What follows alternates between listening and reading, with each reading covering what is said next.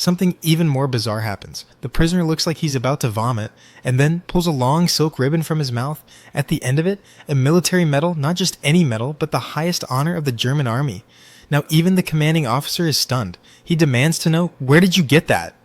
Instead of answering, the prisoner casually lets out a loud fart, and then a ringing sound. The adjutant quickly checks his pocket watch, only to see the prisoner pull the exact same watch from his backside. The officer is speechless. How did his watch end up there? Just as he tries to snatch it back, the prisoner climbs onto a well and jumps in. The officers rush to investigate, but suddenly, a hand shoots out of the well.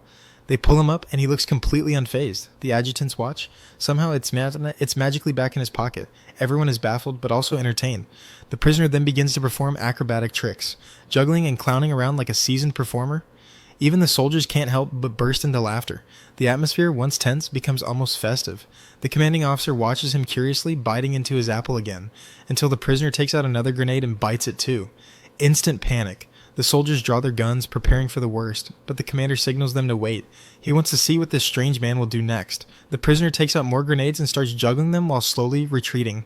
Then, without warning, disappears into a warehouse. Seconds later, he bursts out with a wooden barrel on his head, stumbling around like a drunk fool. He bumps into the soldiers, who laugh even harder. This guy is clearly insane. He's pushed around by the crowd, eventually falling to the ground.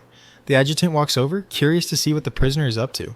But when he lifts the barrel, the prisoner is gone. The mood shifts instantly. Something isn't right. Then, from somewhere, a cat meows. They think he's hiding in a truck. They check but found nothing. Suddenly, more meows come from above. They look up and see the prisoner has somehow climbed onto the roof, now sitting cross-legged like a cat, licking his leg. The absurdity sends everyone into fits of laughter again. Even the commander begins to admire this bizarre man.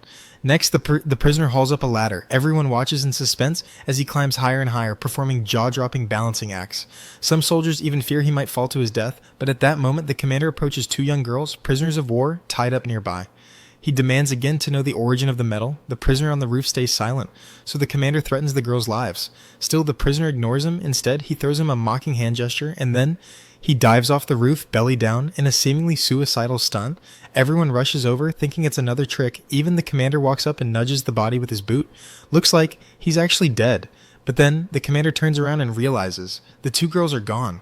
Before he can react, a bullet pierces his skull. In a matter of seconds, every soldier is gunned down by an unseen enemy. Only one officer is left standing, completely confused, still thinking this is part of the show.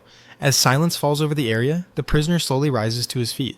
He looks around at the chaos he's created, then turns to the stunned officer and simply says, "That was the show."